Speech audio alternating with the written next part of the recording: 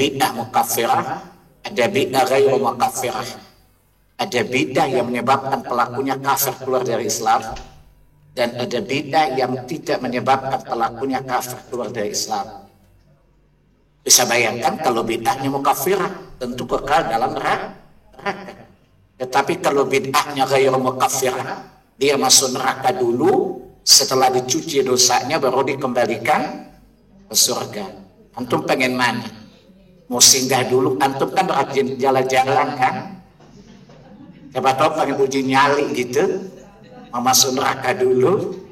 Ibu-ibu kan mau kipu kan? Siapa tahu pengen kipu neraka, mau nggak Bu? Antum kan jalan-jalan kan ini? Siapa tahu mau traveling ke neraka dulu gitu. Waliya'udzubillah. Oleh karena itu mari kita berusaha untuk selalu berada di atas sunnah Rasulullah sallallahu alaihi wasallam, karena itu tariqatul haq, itulah metode beragama yang benar. Salawat dan salam atas qudwah hasanah kita Rasulullah sallallahu alaihi wasallam. Baik, langsung saja kita masuk pada praktek sifat sholat Nabi sallallahu alaihi wasallam. Poin pertama apa? Salu kama ra'aitumuni usalli. Sholatlah kalian sebagaimana kalian melihat aku sholat. Ini adalah doktrin yang tidak boleh dibantah. Berarti sumber sholat itu hanya Nabi saja. Kalau selama ini Anda mendengarkan aturan sholat dari kiaimu, jangan dipercaya dulu. Jangan diterima dulu sampai ajaran dan contoh kiai itu bersesuaian dengan sunnah Nabi sallallahu alaihi wasallam.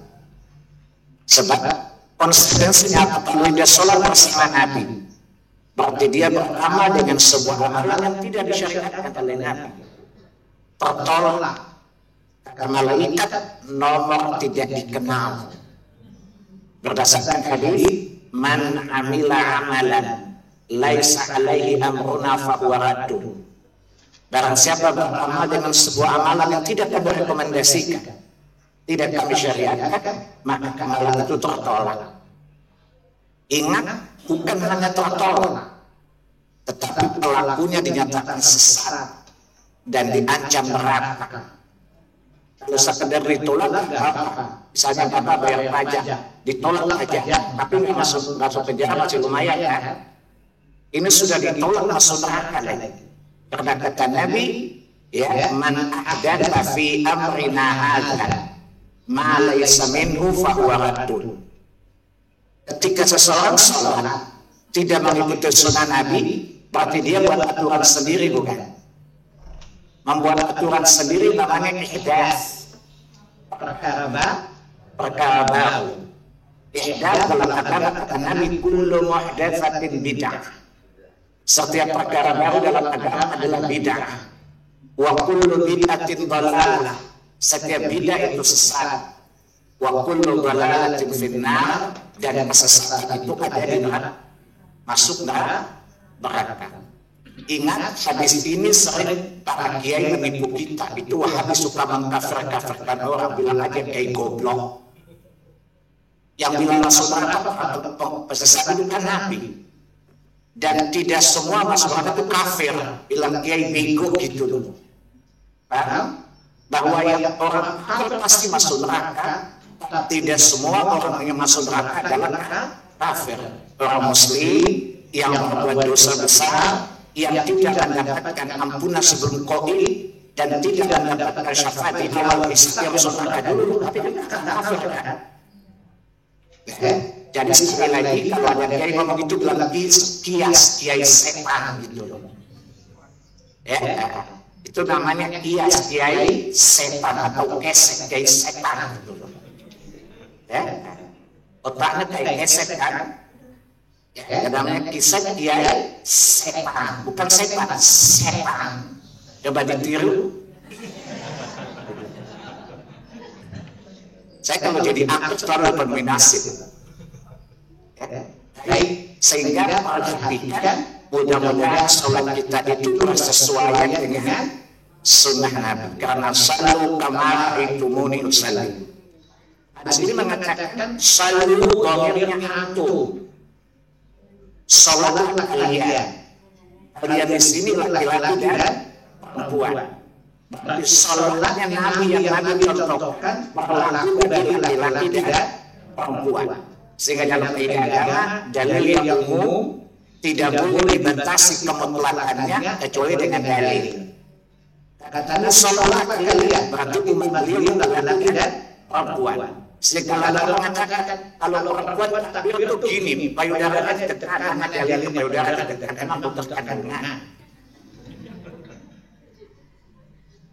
Ya, jadi kaidahnya apa? Dalil yang mutlak tidak boleh dibatasi kemutlakannya kecuali ada dalil. Karena hadis tadi menunjukkan apa?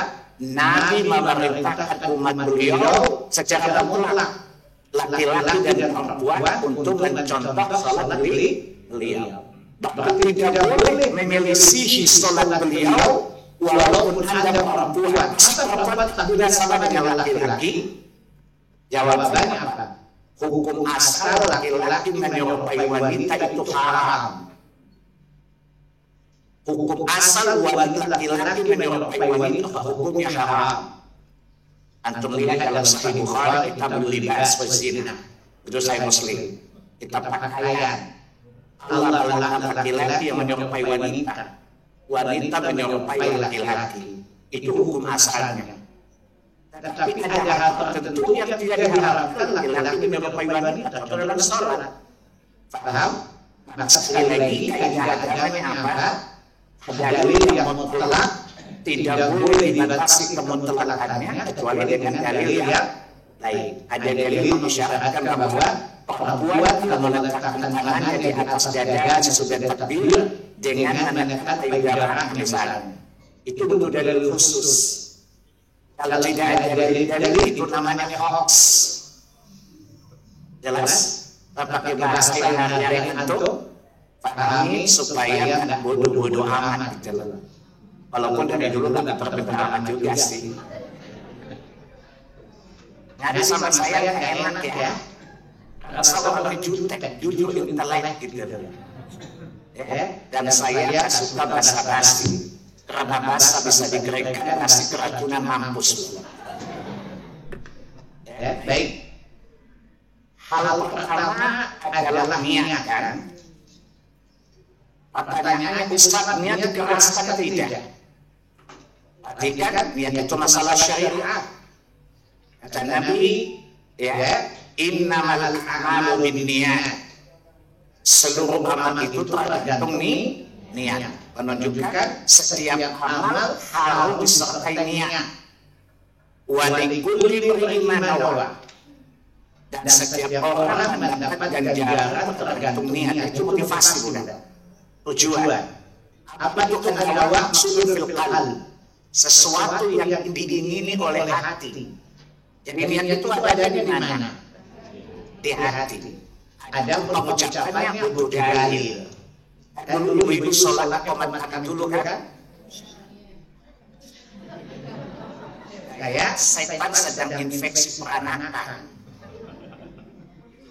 Ya, gak apa kalau ada dalil. Tidak ada satu dalil pun yang menyatakan Nabi itu memulai dengan umat kami ini ingat selalu kamaritumuni selalu. Sehingga satu amalan perbuatan namanya ibadah. Kemarin ini ibadah mamnu hatta yaquma bidalil al-amr. Ini istilah fikih, kaidah fikih. Hukum asal dari ibadah itu haram. Tidak boleh dilakukan sampai ada dalil yang memerintahkan. Ya, bahwa syariat mewajibkan kita berniat. Tapi syariat tidak mengisyaratkan mengeraskan niat salat. Jadi itu dalilnya tadi innamal a'malu binniyat, itu dalilnya. Tetapi tidak ada dalil mengkhususkan bahwa ketika salat dari satu bulu atau bulu lagi atau bulu lagi atau lebih ada. Paham? Sehingga niat itu cukup ya di hati dengan syarat ikhlas karena Allah Subhanahu wa ta'ala. Poin dari niat adalah Anda tidak melakukannya kecuali mengharapkan keridhaan Allah. Anda tidak melakukannya kecuali mengharapkan pahala. Karena kalau bilang kalau sholat aja mau satu pahala kali, jawabannya apa? Otak lu jeblok, jelek, goblok. Kalau nilainya jeblok itu apa? Berarti jelek dan goblok kan? Ya? Kalau nilai gue jeblok sih ya. Jeblok itu jelek dan goblok namanya. Jadi saya tidak istilah ya. Jadi kalau sahabat bagi berjawab sama-sama semangat di bawah. Karena saya memalukan dia tanpa dia tahu. Jadi saya ulangi, ya. Kenapa Allah memuji umat Muhammad ketika mereka sholat tujuannya mengharapkan pahala dan keridhaan Allah. Ya, jadi mengharapkan pahala itu ciri umat Muhammad sallallahu alaihi wasallam terkhusus untuk ibadah. Lihat surat 48, surat Al-Fat ayat 29. Kalimatnya ta'awu'u ka'an sujada yabtaghuna fadlan minallahi wa ridwan. Dan engkau melihat mereka rukuk dan sujud mengharapkan pahala dan keridhaan Allah Subhanahu wa taala.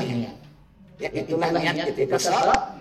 Jadi Anda mengerjakan salat yang yabtaghuna fadlan minallahi wa ridwan.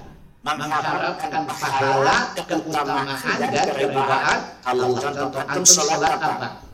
Salat taubat keutamaannya apa? Apabila Anda berampuni Allah dosanya bukan? Antum salat tahiyatul masjid, apa keutamaannya? Ingin diampuni, dihapuskan dosa. Itu keutamaan yang Allah jadikan. Menjadi salah kalau Anda mengharapkan keutamaan dari selain Allah Subhanahu wa taala. Selama Anda mengharapkan fadilah itu dari Allah, itu termasuk ikhlas. Yang tidak ikhlas itu misalnya ibu puasa supaya langsing. Karena tidak ada janji langsing korelasinya dengan puasa. Biasa ibu-ibu kan, ibu-ibu kalau lemak ketambah gelisah enggak bu? Biar ada biasa aja kali kalau lemak nambah. Ibu nggak usah khawatir, kalau nanti dibokong ibu nggak jalan sendiri. Yang jadi masalah itu kalau lemak dosa ketika ketemu Allah kan gawat. Jadi diet lemak dosa, nggak usah diet lemak perlu. Jadi salat itu nge-gym untuk membakar lemak-lemak dosa. Itu fadilah, itu keutamaan dari salat. Sebagaimana hadis Bukhari Muslim yang kita jelaskan tempoh hari. Kata Nabi, apa pendapat kalian jika seseorang di depan rumahnya dilewati oleh sungai yang jernih, lalu dia mandi pada sungai itu setiap hari 5 kali, masih tak tertinggal yakinnya? Tidak ya Rasulullah, tetap sholat menghilangkan dosa. Jadi sholat itu ibarat ya fitness. Tujuan fitness apa bu? Supaya sehat kan? Supaya mengurangi lemak dan terbentuk otot bukan? Otot itu takwa bukan? Ya kalau bicara rohani kan. Ibu saya itu orangnya lucu. Biasa orang Ambon kan yesterday memang tomorrow. Orang Ambon itu penyakitnya biar kalah nasi, asal jangan kalah aksi. Biarpun ribu, hitam gak masalah, penting penampilannya aduhai. Ibu saya tukang jahit, makanya ibu lihat baju saya desainnya bagus-bagus kan. Karena saya sama desain baju belajar dari ibu saya. Saya bisa bikin makanan enak-enak, saya belajar dari ibu saya. Ya, jadi kalau ibu sudah bilang tuan guru, karena ibu saya guru ya, tuan guru, kok saya kalau pakai baju kok nggak pernah kelihatan bagus ya bu? Ibu saya bilang dulu deh. Emang patokan sudah begitu. Mau dipermak pun yang dia begitu. Jadi biasa sekali ibu-ibu mau konsultasi soal penampilan, ibu saya kan coba tanya anak saya itu pada dia lebih tahu, pada dia banyak tahu, dia tahu penampilan yang bagus. Ada ibu-ibu ini tata gemuk ribut lagi. Bawa baju itu bahannya kembang-kembang gede-gede. Saya bilang ibu ibu itu jadi tinggi, gemuk, hitam, ribut lagi. Kalau ibu pakai baju ini, kembangnya banyak, ibu kayak hantu taman kota. Dan diganti motifnya, ulang nanti bisa saya gambar. Ya, yang cocok baju ibu. Dia bilang, ibu saya bilang apa? Berarti kalau saya pakai motif ini, saya kayak hantu taman kota.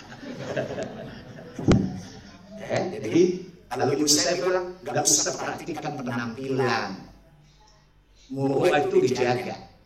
Penampilan perlu diperbagus orang muslim.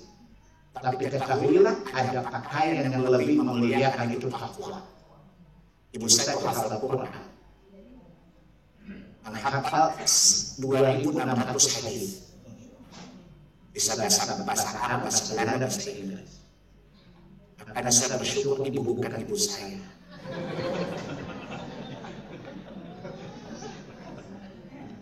Pelajaran aja apa-apa.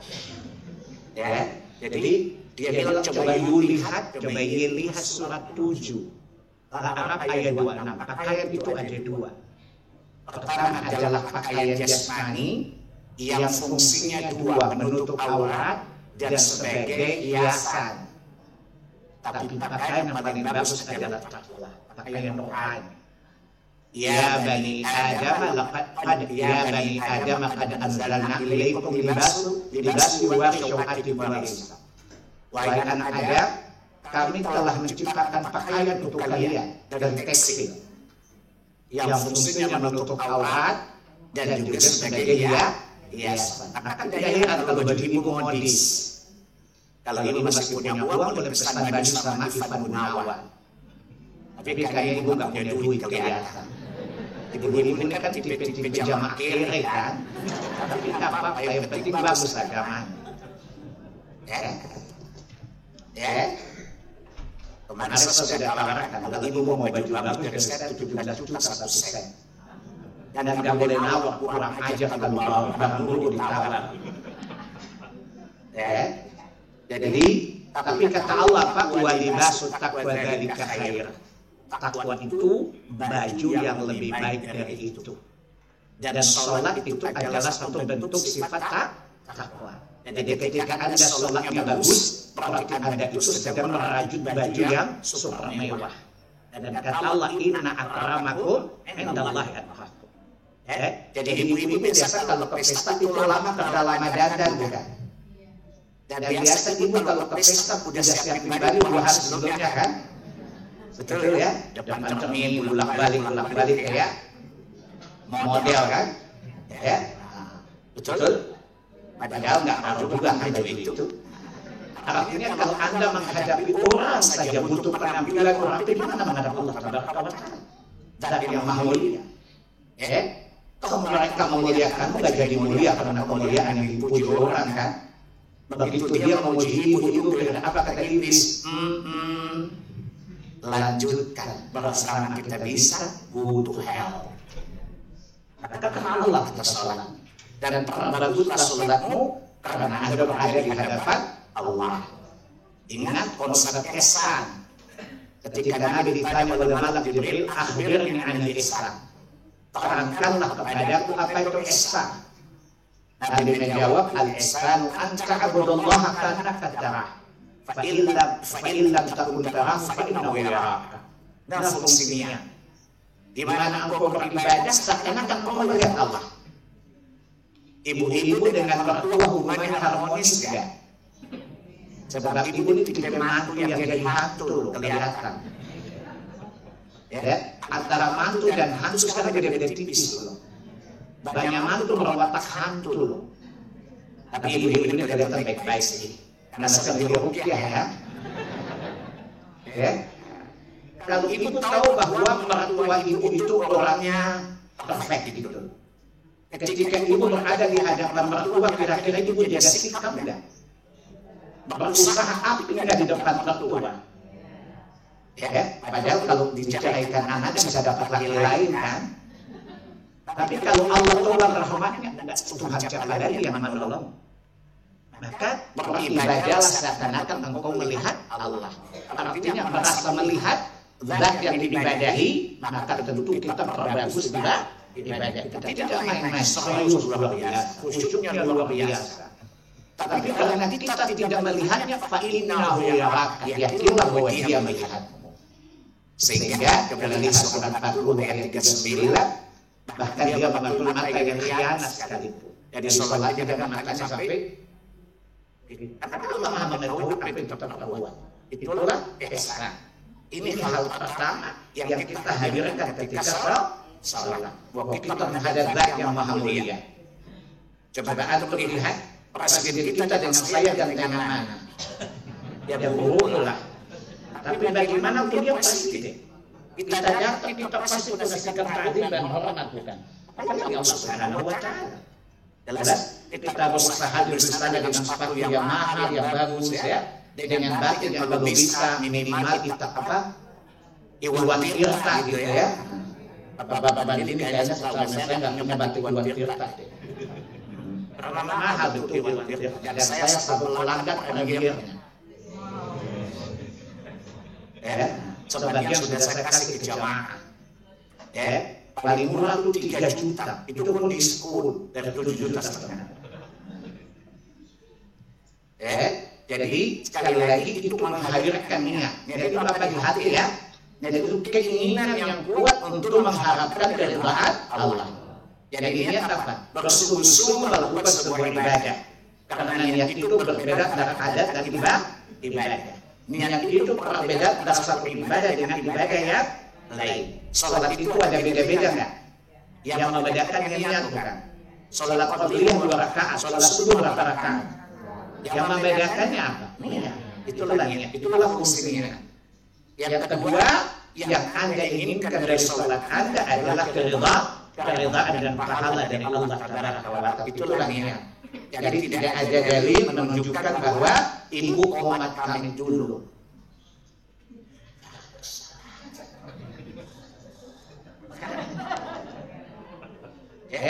Dan Nabi memulai salatnya dengan takbir. Sebab tidak mungkin Nabi ada mengucapkan sesuatu tapi tidak dikabarkan kepada kita. Sementara Nabi adalah hujah bagi manusia.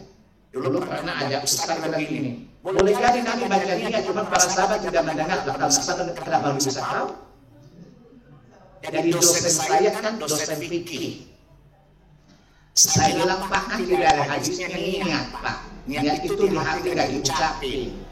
Apa kata dia? Ya boleh jadi Nabi baca niat tapi sahabat nggak tahu. Sahabat nggak tahu gimana Anda tahu?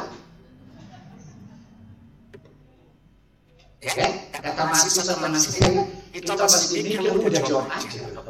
Lah sahabat yang bersama beliau nggak tahu lagi mana Anda tahu, kan lucu kan? Dia marah-marah. Kamu kok sok pintar? Saya pintar Pak. Bapaknya kurang cerdas, karena nggak tahu mana manusia pintar dan bodoh. Apa kata dia? Kenapa kamu suka bangsa saya? Iyalah, memang bapak bisa saya belajar gratis. Saya kan bayar, masa sudah bayar sesat lagi. Kan kasihan saya.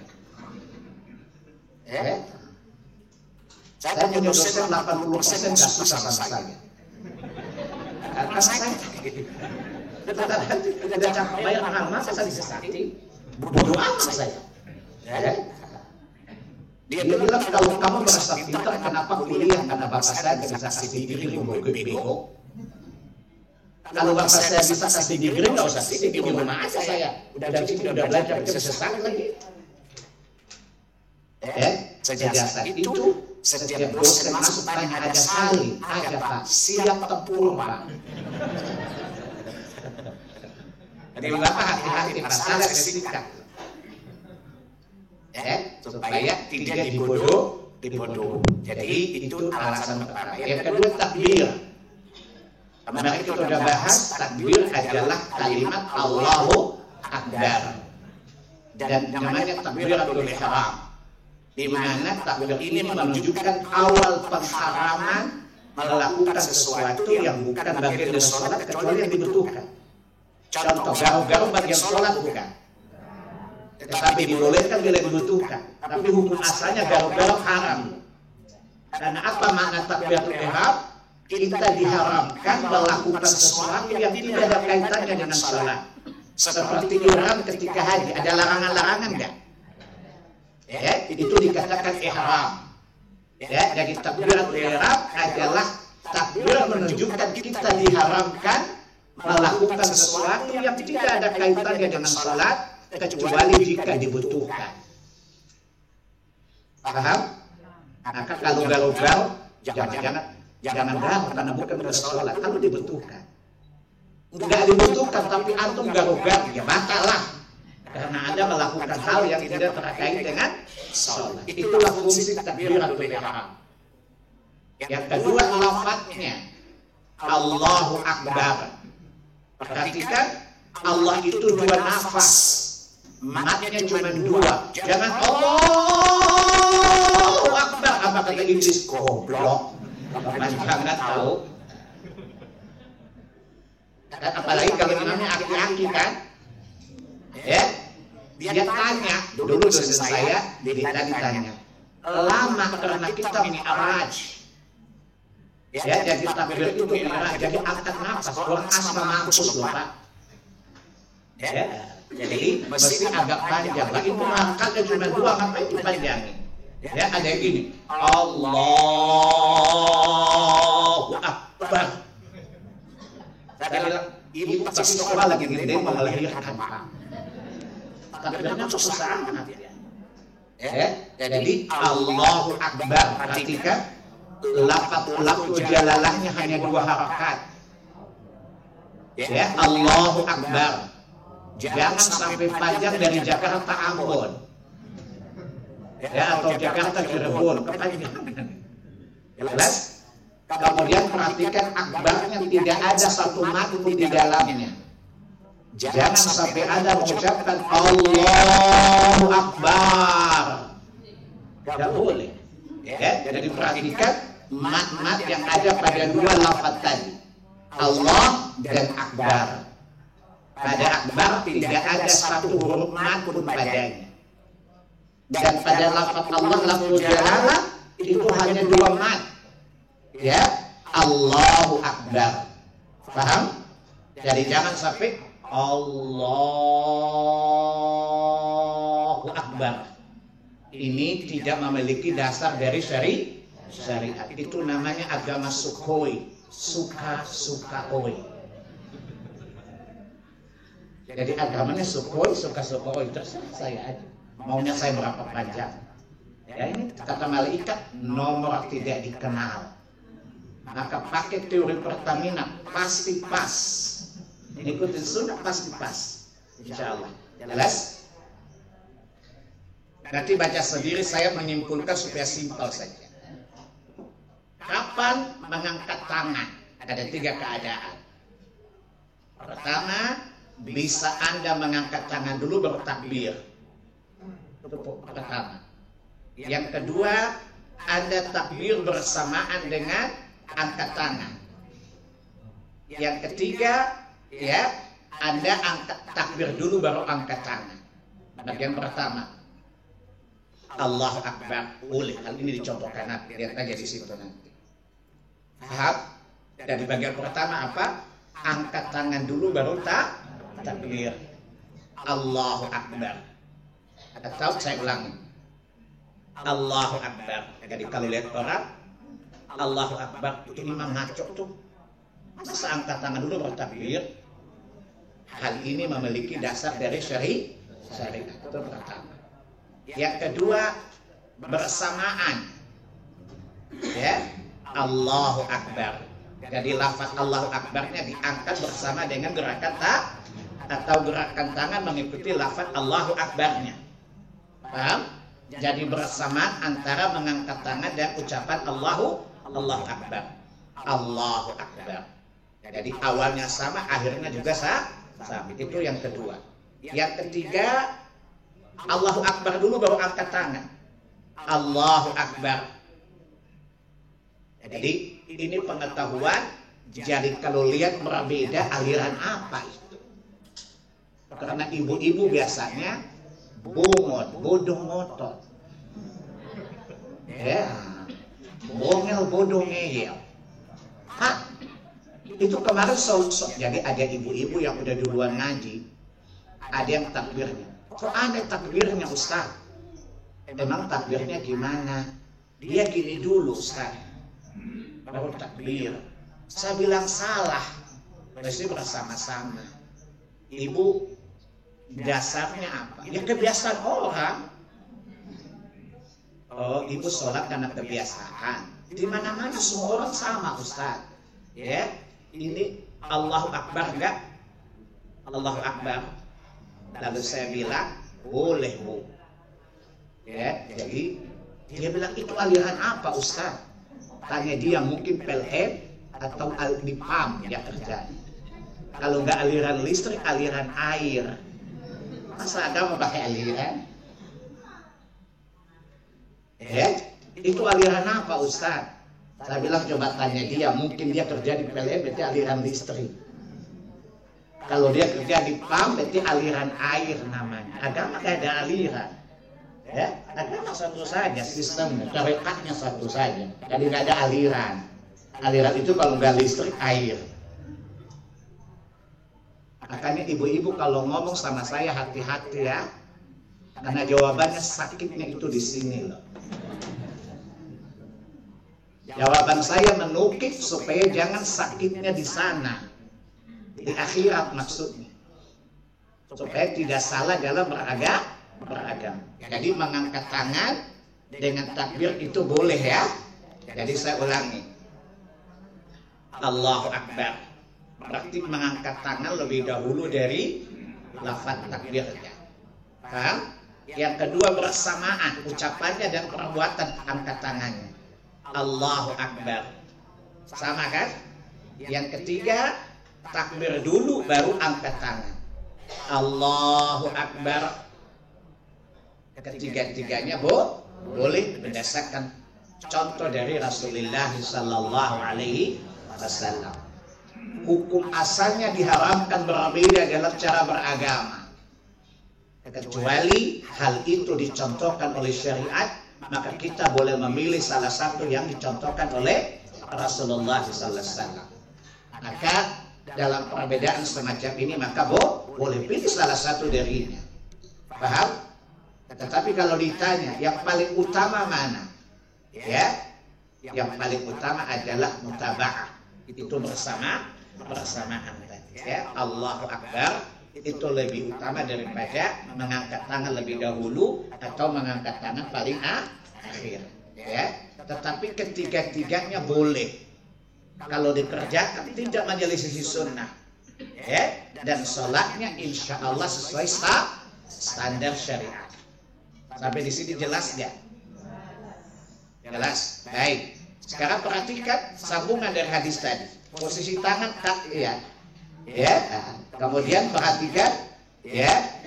Kemudian apa? Mengangkat kedua tangan dan telapak tangan. Batas maksimal tingginya tangan sampai di mana? Dan minimalnya sampai di mana? Paling tinggi kuping. Paling rendah bahu. Jadi jangan Allahu Akbar. Kan ada bapak-bapak tuh. Allahu Akbar.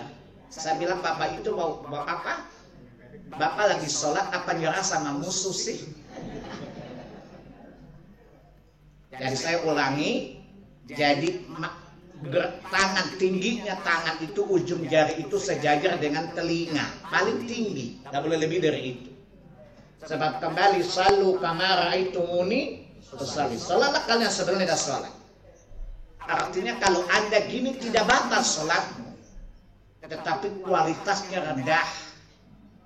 Yang kita inginkan apa? Sah dan bagus bukan? Kalau sekedar sah tidak bagus ngapain juga? Hah? Ingat standar ibadah itu bukan sekedar sah, tapi harus bagus. Dan kata Allah liyabluwakum ayyukum ahsanu amala. Surat 67 ayat 2 bukan? Allah menguji kalian siapa yang paling bagus amal. Jadi beramal jangan target penting kan sah. Apa kata iblis? Yang paling diharapkan adalah sah dan paling bagus. Dan bagusnya sebuah amalan adalah menurut petunjuk Nabi. Karena kata Nabi apa? Inna asdaqal hadithi kitab Allah. Perkataan yang paling benar Al-Quran. Wa khairal hadi hadi Muhammad. Dan sebaik-baik petunjuk Muhammad sallallahu alaihi wasallam. Jadi ini bukan petunjuk Muhammad, Bu.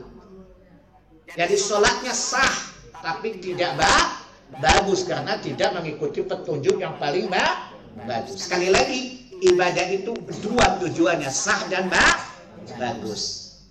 Paham, Bu? Ibu-ibu bajunya ada tidak kesadaran menutupi aurat tapi pengen bagus nggak? Ibu bajunya menutup aurat tapi nggak bagus, diambil nggak, Bu? Cepat jawab. Dasar matre lo.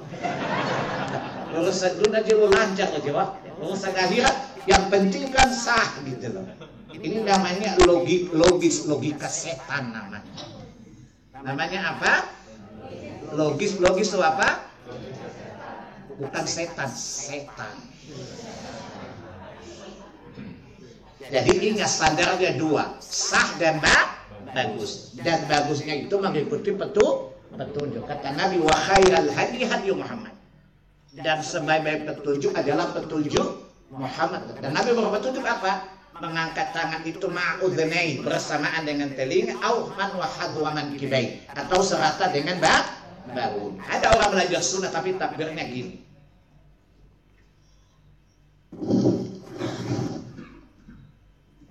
Ada ini bapak-bapak kebanyakan. Kalau ibu kan saya nggak pernah lihat karena nggak ada sholat bersama ibu kan. Ini bapak-bapak datang jenggotan apaan telanjang kerang. Ada apa? Salah. Pada sholat teman saya datang langsung gini sampai dengan tangannya ulang. Apaan susah? Ulang kata saya. Jadi ini salah, Bu. Kalau ditanya sangat saja, karena mengangkat tangan tidak wajib kan? Tapi sekali lagi Anda pengen sah saja atau bagus? Nah, kalau bagus minimum seperti ini dan maksimumnya seperti ini. Itu ukuran tangan tinggi dan rendahnya tangan. Jadi jangan gini, Allahu Akbar.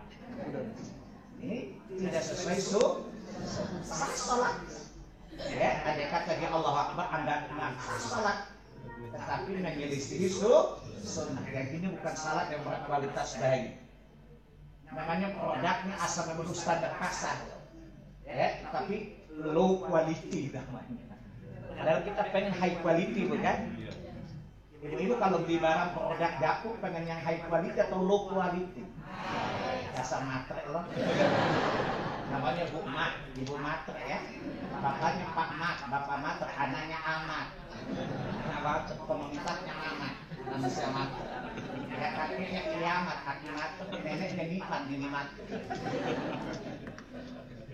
Ya, jadi perhatikan, bukan begini. Ya, bukan begini. Wah, Allah.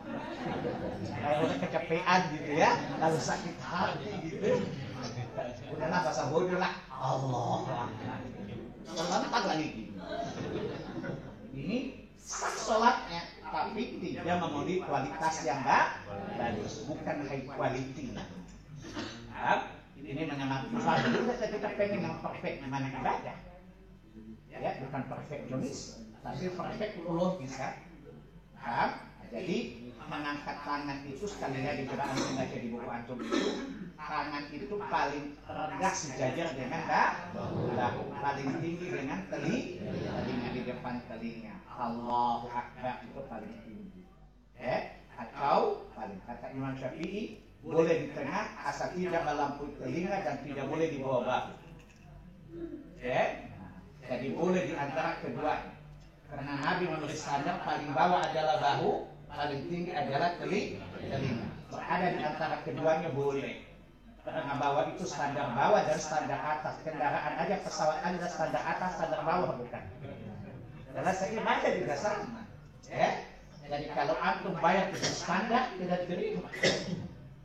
Jadi paling tinggi adalah sejajar dengan telinga, paling rendah sejajar dengan bahu. Jadi jangan di bawahnya, jangan di atasnya. Paham? Kemudian lihat kondisi tangannya, jari-jarinya.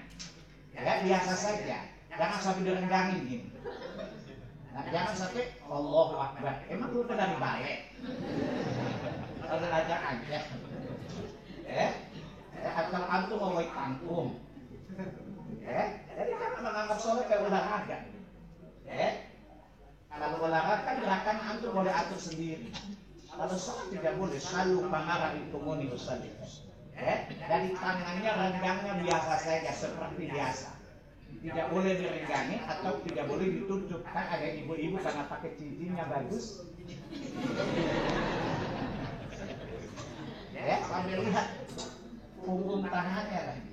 Ini berlian mas kawin loh. Tapi saya yakin mas kawin anak gak berlian. Kalau juga seperangkat kalau sholat. Ini ditambahin siti lagi tanya apa. Udah ya bu. Makanya ibu bicara minta cerai gampang, cuma ala sholat. Kalau dibalikin kan mudah. Jadi tangan itu ujung-ujung jari menghadap ke langit. Menanjak ke langit. Dan telapak tangannya mustal qiblah menghadap ke kiblat. Jadi jangan gini bu. Allah Akbar. Namanya jenderal pensiun. Jadi orang aja kan. Kan ada orang yang sholatnya gini kan. Jadi telapak tangannya menghadap ke arah kiblat. Jadi saya contohkan coba lihat. Allah Akbar. Paling rendah kan? Atau paling tinggi Allah Akbar. Paham? Jadi tangannya tegak lurus, juga dijadi tegak lurus, tidak digenggami, tidak juga berhenggapan biasa saja. Paham? Dan telapak tangannya menghadap ke arah kiblat. Jangan ditekuk. Allahu Akbar. Kecuali Anda lepra.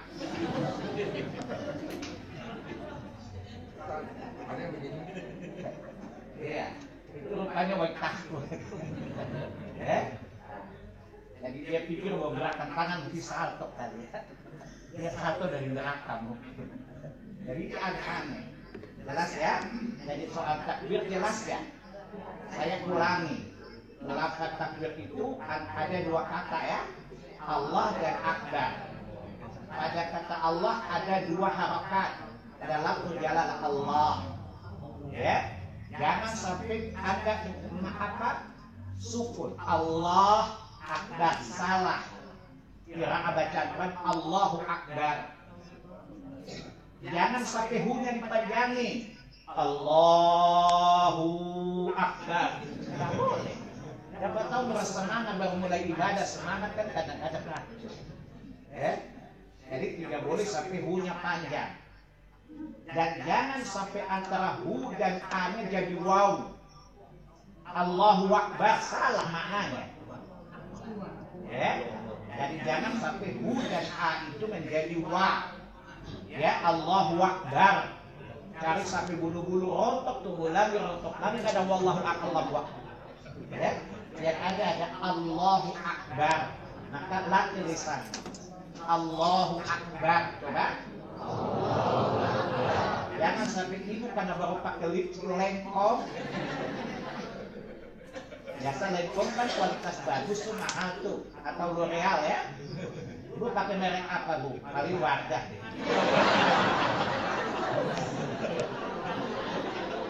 Wardah itu mah kampungan. Ibu hebat kalau pakai Lancome. Atau L'Oreal baru dia keren. Tapi kayaknya nggak usah pasal pakai yang murah-murah aja. Lalu mulutnya digadis-gadisin. Allahu Akbar. Supaya mulutnya nggak melekat, takut lipstiknya luntur. Jadi Allahu Akbar. Jadi antara lafaz Allahu dan Akbar jangan sampai membentuk huruf waw. Nggak boleh. Berarti nggak sederhana. Tapi ini mengurangi kualitas sholat. Saya ulangi, bukan mengejar sah, tapi mengejar juga bagus. Kemudian telapak tangan menghadap ke arah kiblat. Jelas? Kemudian setelah itu cara meletakkannya di mana? Ala sadri, di atas dada. Laisa bi batni, bukan di atas perut. Hadis di atas perut itu lemah dan palsu. yang saya ala sadrihi, di atas dada beliau. Imam Ad-Darqutni mengatakan, Nabi bersabda, setiap Nabi Allah perintahkan 3 hal. Jadi ini merupakan syariat seluruh para Nabi. Yaitu apa? Meletakkan tangan kiri di atas punggung tangan kanan kiri dan diletakkan di atas dada. Menunjukkan ketika kiat sholat semua Nabi adalah sah. Ya, mempercepat buka puasa dan memperlambat sahur. Menunjukkan bahwa syariat para nabi dalam ibadah itu satu, tidak ada perbedaan. Jadi Allahu Akbar, kita lihat ibu boleh punggung ini kena ini, boleh begini, lalu letakkan di atas dada. Saya pernah lihat satu ustazah di TV ditanya, dikatakan ibu-ibu, kan ibu punya rahim, tekan rahimnya. Iblis aja kaget loh. Lalu tahu setelah kami kayak gitu.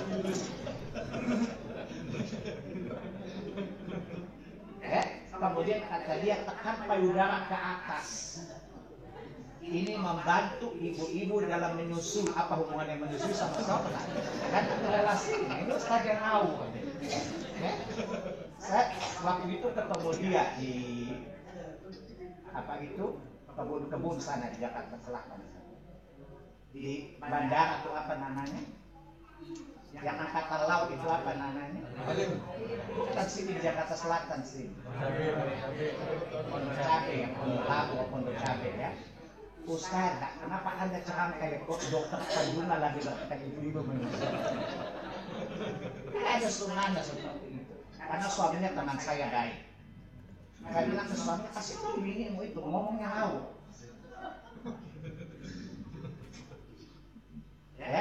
Jadi ingat, tidak ada korelasi antara sholat dengan ibu menyusui.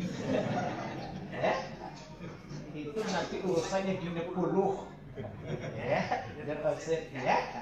OB dulu kan urusan itu urusan OB tapi kalau ini urusannya sama syariat, bukan pakai logika kesehatan.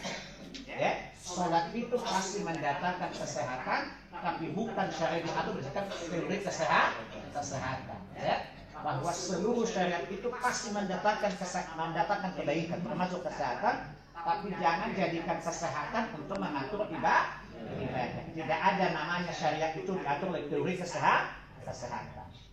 Paham? Jadi di atas dada ibu. Kata ibu-ibu, ada ibu-ibu yang nyeleneh, Bu. Pak, bagaimana ibu yang payudara yang besar mau besar kecil? Emang masalah buat gue enggak? Namanya ibu-ibu kadang-kadang ngawur kan? Besar, gimana kalau dia payudaranya besar mau besar kecil ukuran segitu gitu loh, letakkan tangan. Memang waktu meletakkan tangan nggak ada dengan ukuran dada besar atau kecil kan 38, 36 atau 32 kan? Seperti itulah ukuran meletakkan tangan. Jadi urusan takbir selesai nggak? Selesai nggak? Selebar apa? Di sini agak ke kanan dikit, agak ke sejajar dengan bahu saja, dengan ini saja. Jangan ini, Bu. Jangan sejajar dengan bahu ini, dengan ini dada kita ini. Kalau kita pukul setelah haji seperti ini, jadi nggak gini loh. Allah. Jadi tidak melebar melebihi badan kita. Jadi seperti ini, Bu. Paham? Jadi sejajar dengan bahu ini. Jadi jangan gini, Bu. Itu sampai itu lah, jangan. Itu kayak gitu lagi diapain itu jangan gitu. Jadi tingginya segitu, lebarnya juga sama seperti itu. Jadi segini, jangan segini. Ada ya? Allahu Akbar. Kita kalau masuk masjid Indonesia ada 2 model salat, 20 model salat. Kadang-kadang patrol cuma satu nabi kan? Tetapi tadi agamanya sukhoi, suka-suka. Apalagi kalau penganut tasawuf. Tadi. Allahu Akbar.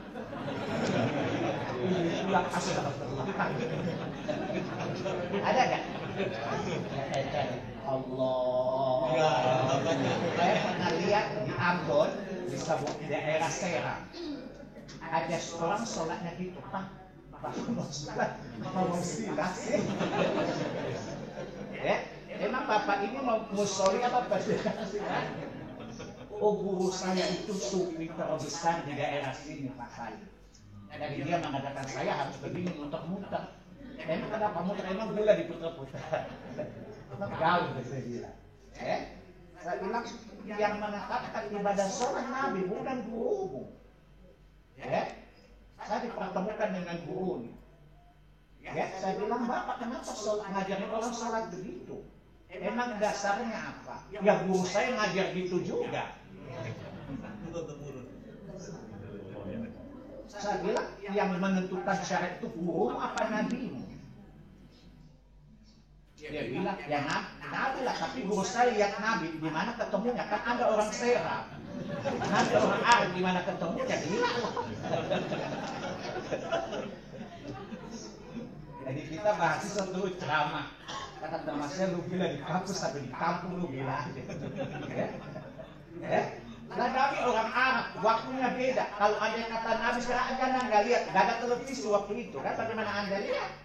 Bagaimana guru Anda orang Serang? Serang itu Maluku kalau ke belakang. Kalau sekarang sinyal nggak masuk. Waktu itu, apalagi sekarang. Sekarang ada sinyal nggak masuk, apalagi waktu itu. Bagaimana guru mau lihat Nabi? Jadi ini termasuk kekacauan di dalam beragama. Jadi sekali lagi, itulah cara takbir juga. Ini kita bahas takbir ya. Karena kelihatan sepele tapi kadang-kadang salah. Kemudian terakhir, kapan kita mengeraskan takbir? Takbir dengan mengeraskannya hanya berlaku bagi imam. Adapun bukan imam tidak boleh mengeraskan takbirnya. Maksudnya cukup dia dengar saja. Paham ya? Misalnya ibu sholat sendiri, Allahu Akbar, cukup saja. Jangan sampai Allahu Akbar sampai tetangga sebelah dengar. Ini mah bukan ibadah, pamer tahu. Kecuali imam karena dia mesti komando, maka dia mengeraskan suaranya. Jadi tidak usah keraskan sampai kencang-kencang, cukup ibu dengar sendiri. Misalnya contoh, tidak bersuara pun cukup. Yang penting lafaz dan gerakan lisannya mengandung kalimat yang sempurna. Paham? Jangan ini. Tidak sah itu takbir. Dapat tahu ibu sedang kumur-kumur garam. Tahu kumur-kumur garam nggak bu? Lalu ibu, Allah Akbar. Ya nggak salah masalah Akbar ini. Jadi tidak bersuara pun, asalkan gerakan mulutnya mengandung mengucapkan kalimat maknanya jelas. Jelas nggak? Walaupun tidak bersuara, akan tetapi ucapannya jelas. Kenapa? Takbir termasuk qauliyah, termasuk ucapan dari ucapan sholat. Kan sholat ada 3 bukan? Ada pekerjaan hati, niat, khusyuk, itu adalah pekerjaan hati. Ada qauliyah, takbir itu qauliyah, khusyuk fi'liyah. Jadi harus dimasukin pada wilayahnya masing-masing, kalau boleh ditukar. Ingat takbir itu qauliyah. Jadi kalau orang tidak takbir, kok nggak takbir di hati. Biasanya ibu-ibu kan panjang lidah, pendek akal, cetek iman kan. Ibu kok nggak takbir? Cukup Allah tahu, Anda bisa cukup. Ini ngawur namanya. Ingat takbir itu masuk pada zona qauliyah. Namanya qauliyah itu berarti pekerjaan lisan. Kalau tidak terdengar tapi terucap, walaupun tidak terdengar tapi harus terucap dengan ucapan yang jelas maknanya. Paham? Paham? Nggak boleh. pembungkamannya.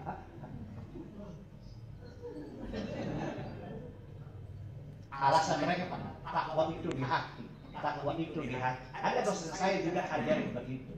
Tidak usah ke hati, tidak usah ucapkan takbir di hati saya. Alasannya apa? Kata Nabi, at-taqwa hauna. Bapak goblok bapak. Itu takwa itu kan tabiat, itu akhlak. Ini ucapan itu dikeraskan, tidak harus diucapkan, dilokatkan, baik terdengar atau tidak terdengar. Yang namanya ucapan itu ada dua, dikeraskan atau tidak dikeraskan, tetapi terucap, ya, terucap dengan lisan. Maka ibu-ibu tidak usah mengeraskan terlalu keras takbirnya kalau sholat sendirian, kecuali ibu jadi imam bersama kaum wanita. Tapi kalau ibu disuruh imam jadi laki-laki nggak boleh ya. Ada ibu-ibu cerita sama saya, Ustaz, suami saya baru masuk Islam, jadi di imam buat dia, Ustaz. Agama baru saya bilang. Karena suami saya belum bisa baca Quran, Ustaz. Ya suruh dia sholat sendirian, suruh ke masjid. Bukan ada ngimamin. Sejak kapan Allah menjadikan laki jadi imam? Ar-rijalu qawwamuna 'alan nisa. Laki-laki itu imam bagi perempuan. Sejak kapan ibu jadi imam? Karena Islam Allah besar. Jangan kapan Ustaz, baru 3 minggu yang lalu. Yang makanya yuk antar dia ke masjid. Suruh dia orang yang di masjid jadi makmum. Kan Anda jadi imamnya ngawur saya bilang. Dia baru tahu saya. Itu namanya sotoy. Ya, itu namanya busek loh. Budak setan. Ya, atau busek ibu setan. Kata sotoy tadi. Ya, jelas Bu? Sampai di sini jelas enggak soal takbir? Coba ibu-ibu contohkan sama lihat. Ayo gerak cepat waktu kita. Coba saya satu-satu, ibu yang dulu di kursi. Cepat Bu. Oke, bagus. Yang sebelah disuruh dulu Bu, jangan mendahului ibu. Bu, silakan. Iya. Baik, ibu. Silakan Bu. Silakan berikutnya tidak teman langsung. Silakan. Oke. Baik, Bu, cepat Bu. Anda udah pelamban, Bang. Baik, coba. Jadi seperti itu ya. Coba ibu di belakang. Coba sebentar. Angkat saja ibu orang baru belajar sholat. Saya suka bilang, kita belajar itu dua kemungkinan kan. Yang belum tahu menjadi tahu. Kalau sudah tahu, angkat saja ini tali jadi mengikat sehingga kokoh itu nyata sih.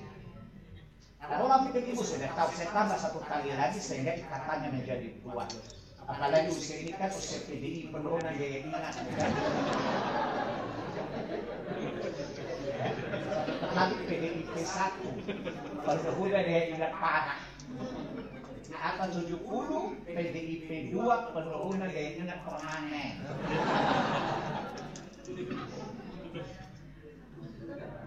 Baik, sampai di sini jelas ya? Nanti dibaca saja. Jadi saya praktekkan saja biar gampang dari isi buku ya. Udah jelas? Baik, saya kira saya udah capek. Anda enak di lu, nggak enak di lu.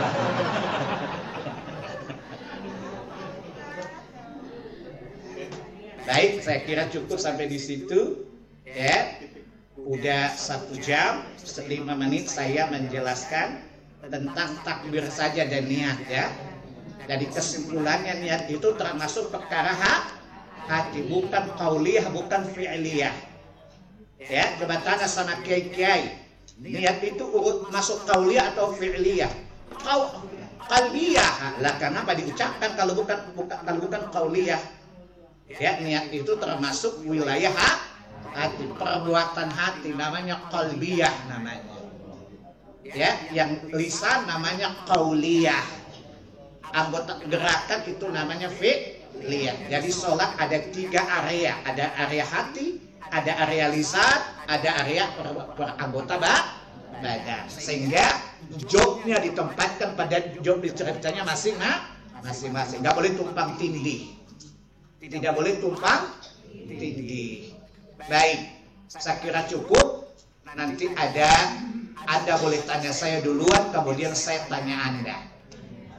Cuma enaknya Anda kalau saya tanya ada hadiahnya. Antum nanya saya sudah capek nggak ada hadiah. Itu namanya enak di lu nggak enak di gua kan. Baik, saya kira itu dulu tentang takbir dan niat dulu ya. Karena sholat itu butuh contoh yang konkret, sehingga perlu pengulangan agar kita mereview kembali cara sholat kita ya, supaya jangan kita capek mencangkul tapi tidak bisa memanen ya. Kita menanam tapi tidak memanen, kasihan kan ya, kata iblis capek deh ya, waliyahudzubillah. Baik, saya kira cukup ya. Hari ini kita bahas soal niat dan takbir, ucapan dan perbuatan yang berkaitan dengannya. Jadi takbir itu ada yang masuk wilayah ucapan, ada yang masuk wilayah perbuatan. Yaitu mengangkat tangan menyertai takbir tadi. Jelas? Baik, ada pertanyaan? Silakan. Bapak Ibu, pertanyaan ditulis ya, biar tidak bingung. Karena yang di belakang juga mau tanya mungkin. Ditulis di kertas kecil, dikirimkan ke depan, insya Allah saya bacakan. Silakan Bapak Ibu, ditulis di kertas, saya bacakan.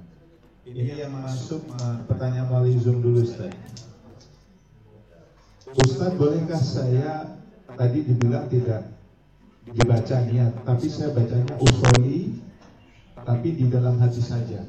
Apakah boleh yang demikian? Boleh. Kan boleh, lafaznya terserah Anda deh. Anda pakai bahasa Betawi, gue mau sholat lohor 4 rakaat, gak masalah. Yang jadi masalah kalau lu ngomong di lisan lo. Paham? Ya? Atau Anda pakai bahasa Sulawesi, ya Allah saya mau sholat ku anu 4 rakaat ini. Ya tidak apa-apa. Asalkan di hati. Paham? Tapi kalau Anda ucapan dengan lisan, kata malaikat tolong-tolong nak kodong. Kalau pakai bahasa Makassar, tolong-tolong itu goblok. Paham? Tidak ada, lafaznya terserah, tapi tidak dilafazkan dengan lisan. Anda merasa niat yang mantap apa?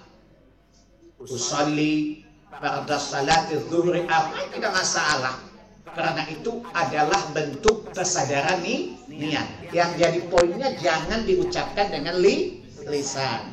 Ya contoh tadi, misalnya lu selangean, Tuhan, ya Allah gue mau sholat menghadap lu lohor 4 rakaat. Silakan, mau pakai gue kan tidak masalah. Yang masalahnya adalah cukup dirasakan di hati. Yang jadi masalah kalau diucapkan dengan lisan. Masalah dari mana? Karena kita tidak sholat sebagaimana sholatnya Nabi. Ini mau berperkara baru nggak dalam agama? Itu persoalannya. Dosen saya bilang, emang kalau dilihat masalah, ya masalah lah Pak. Ada dulu saya masih muda, dia ada galak gitu. Ya masalah lah Pak. Masalahnya di mana? Bapak buat perkara baru nggak dalam agama. Dan kata Nabi perkara baru itu sesat. Sesat kok gitu nggak masalah Pak. Paham? Orang diancam neraka gimana nggak masalah?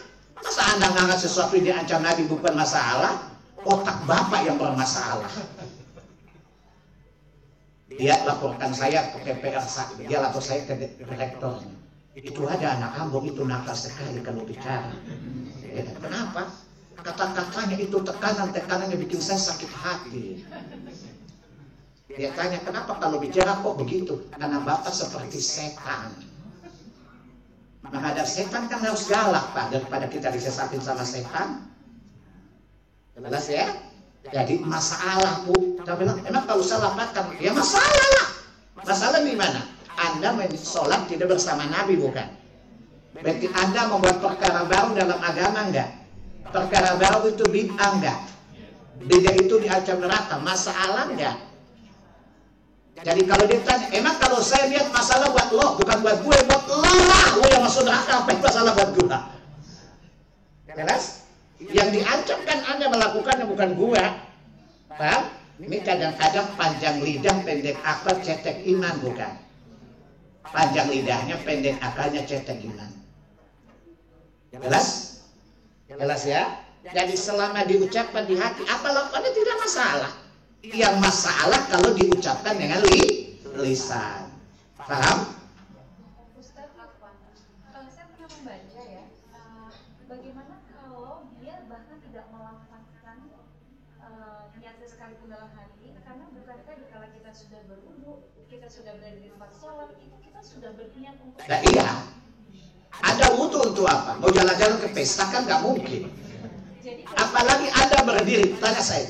Anda ketika ingin berdiri, masa nggak ada kesadaran, ada tujuan? Niat itu an-nawa al-maksud maknanya. Ketika Anda menuju ke sini, mau takbir, Anda tahu apa yang Anda kerjakan bukan? Kecuali Anda orang gila. Paham? Jadi nggak dilafazkan sama sekali dalam hati. Dalam hati pun nggak masalah. Sebab dia mengerjakan sholat sudah ada tujuan bukan? Mungkin nggak orang mengerjakan sholat tanpa disadari dia kerjakan? Kecuali dia penghuni rumah sakit jiwa. Maka kita katakan orang di rumah sakit jiwa gila beneran, ente benar-benar gila. Jelas ya? Baik, ada yang lain silahkan. Ustaz, anak saya umur 7-8 tahun dan fasih membaca surat. Apakah boleh ia menjadi imam sholat untuk saya? Baik. Ini Bapak yang tahu diri ya. Ibu-ibu pertanyaan. Ibu-ibu. Pertanyaannya anaknya umur 7 tahun. Bolehkah dia jadi imam? Lihat dalam Sahih Bukhari Muslim bahwa ada seorang sahabat berusia 7 tahun sudah mengimami kaumnya. Waktu itu dia cerita sama si anak-anak. Jadi kalau saya sujud, pantat saya kelihatan. Sehingga ada yang memberikan saya gamis yang agak panjang. Dan saya mengimami mereka ketika saya berusia 7 tahun lebih. Karena kata Nabi apa? Suhulah anak-anakmu sholat ketika usia 7 tahun. Dan syarat menjadi imam minimal 7 tahun. Karena dia udah mumayyiz. Dia udah mumayyiz. Maka sah sholat. Apalagi bacaannya bagus. Anak laki lagi. Jangan ibu-ibu kadang-kadang udah kamu anak kecil tahu apa loh di belakang mama sana. Apa kata iblis? Bullshit, ibu setan. Jadi bukan begitu. Walaupun dia anak kecil tetap awowo. Walaupun ibu sudah tua tetap awewe. Yang namanya awewe nggak boleh ngimamin awowo. Kalau bahasa Sunda kan cuma awewe, ya saya tambah kamu satu awowo. Jelas ya? Apakah anak kecil 7 tahun sah jadi imam? Tidak ada ulama berselisih padanya. Karena dia udah mumayyiz dan Nabi memerintahkan anak disuruh sholat ketika usia 7 tahun. Mana bacaannya bagus lagi. Bacaannya bagus dibandingkan ibu atau ayah. Saya dulu kecil-kecil suka mengamin ayah saya. Karena saya suka dia udah hafal Quran, tapi dia melatih kami untuk jadi imam. Jadi sah salat.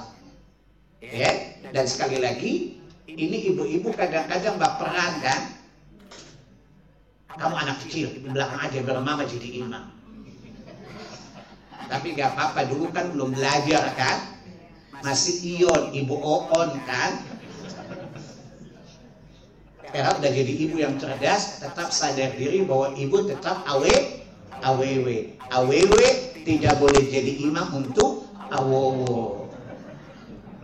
Jelas? Berikutnya. Masih ada pertanyaan belum jelas sepertinya tentang niat. Ini ada 2 pertanyaan, saya jadikan 1. Saya lupa membaca niat walaupun katanya dalam hati, tapi saya baru ingat setelah doa Al-Fatihah. Setelah saya membaca Al-Fatihah, bolehkah saya membaca niat setelah Al-Fatihah? Yang kedua, niat itu sebelum takbir atau sesudah takbir, Ustaz? Baik. Para ulama, imam yang 4 bersepakat niat tidak bersuara loh. Mereka hanya berbeda kapan niat itu dihadirkan di hati.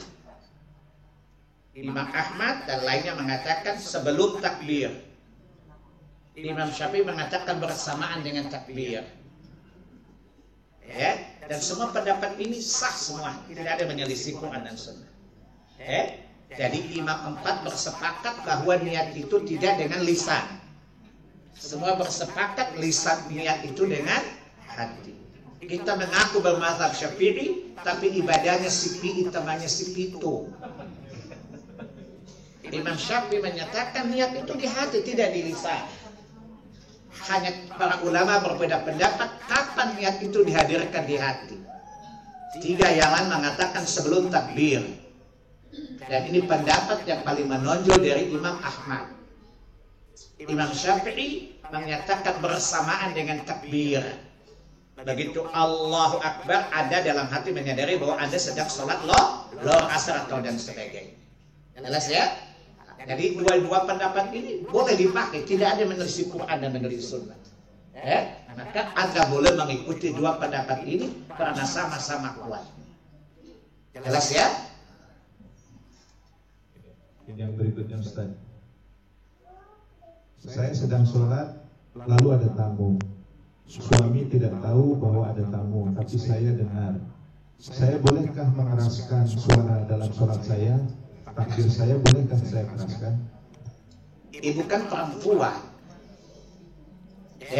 Namanya perempuan tidak boleh mengeraskan suara. Saya tanya sama ibu, mana yang urgen? Kasih tahu tamu atau negur imam yang salah? Yang mana yang paling urgen di dalam syariat? Memberitahu imam, makmum orang kalau gue lagi sholat, atau memberitahu kesalahan imam? Kalau imam salah, ibu-ibu tegur pakai apa? Tepuk tangan kan? Jadi kalau dalam sholat aja yang penting saja nggak bersuara, apalagi kasih tahu tamu. Paham? Paham gak Bu? Maka diam saja. Diam saja, biarkan tamu menunggu. Toh kan tamu punya hak kasih salam. Kalau nggak ada jawaban, pulang. Saya dapat kasus nih ibu-ibu. Ibu-ibu cerita ke saya, teman gue tuh gila Pak Salim. Saya pergi ke rumahnya. Saya salam sampai berkali-kali, tapi dia ada di sana, dia nggak keluar, pada dia sedang. Saya tanya, dia nggak salah, ibu yang bodoh. Kan Quran bilang apa? Surah 24 ayat 26 27 kan? Kalau ke rumah orang salam dulu. Kalau tidak ada orang jangan masuk tanpa izin, ya lu balik lah. Ngapain ngotot? Tapi kan buat tamu, Anda belum tamu, kan belum diterima. Anda hanya mau datang tamu, belum jadi tamu statusnya. Tapi kan tamu itu masih dihormati, kan belum diterima, bego. Itu namanya ibu, maka saya cepat tua gara-gara ibu-ibu. Karena kalau bapak-bapak cukup pakai otak kanan, kalau ibu-ibu pakai dua-duanya. Karena butuh penjelasan yang jelimet dan memang berulang-ulang. Jadi Anda itu baru datang calon tamu, belum bertamu. Namanya tamu itu kalau datang ke rumah, please sit down. Nah itu baru namanya Anda tamu. Anda baru ngetuk dan belum diizinkan masuk, belum tahu hukumnya. Kata ibu, oh baru tahu, makanya dia sok tahu gitu. Ada yang bilang lagi, gila Pak Ustaz. Saya udah datang di rumahnya, dia bilang sorry ya, gue lagi gak terima tamu. Gila gak Pak Salim? Bukan dia gila, ini bilang gila. Kan apa? Idza qila urji'u farji'u. Ayat 28, 27. Jika tuan rumah bilang kembali, kembali. Kenapa Anda maksain? Jelas? Itu cara bertamu di dalam Islam.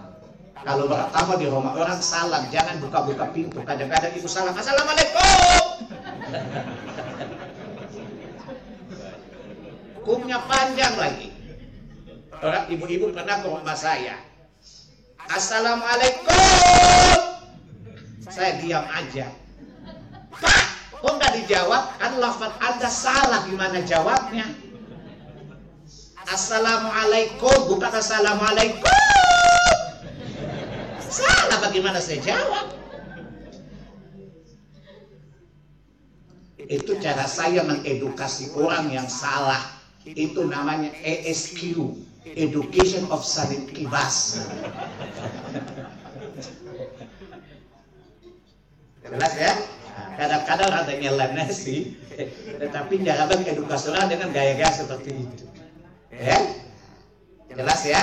Jadi tidak ada kewajiban atau diharuskan kita berisyarat pada tamu gue sedang sholat. Apalagi ada perempuan.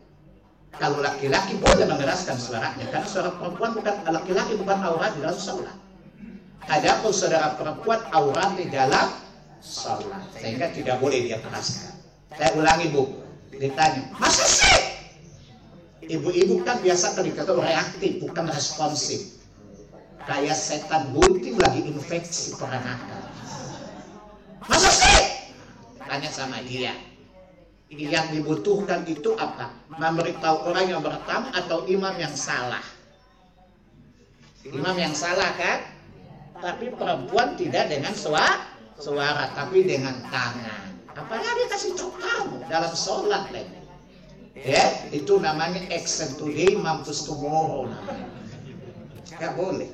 Ya, baik. Berikutnya. Pertanyaannya banyak yang sama Ustaz. Jadi saya tutup dulu sesi tanya jawab. Kita lanjutkan dengan kuis ya Bapak Ibu ya, sebagaimana biasa panitia sedang menyiapkan hadiah. Izinkan saya menutup dulu ruang Zoom karena ada 170 teman-teman kita di ruang Zoom yang ikut dalam kajian ini. Saya ucapkan doa kafaratul majelis. Bapak Ibu yang di ruang Zoom, sampai ketemu 2 pekan lagi insya Allah pada pertengahan Januari untuk kajian sambungan dari praktek cara sholat ini. Jangan lupa untuk hadir 2 pekan lagi Bapak Ibu yang di ruang Zoom. Subhanaka Allahumma wa bihamdika asyhadu an la ilaha illa anta astaghfiruka wa atubu ilaik.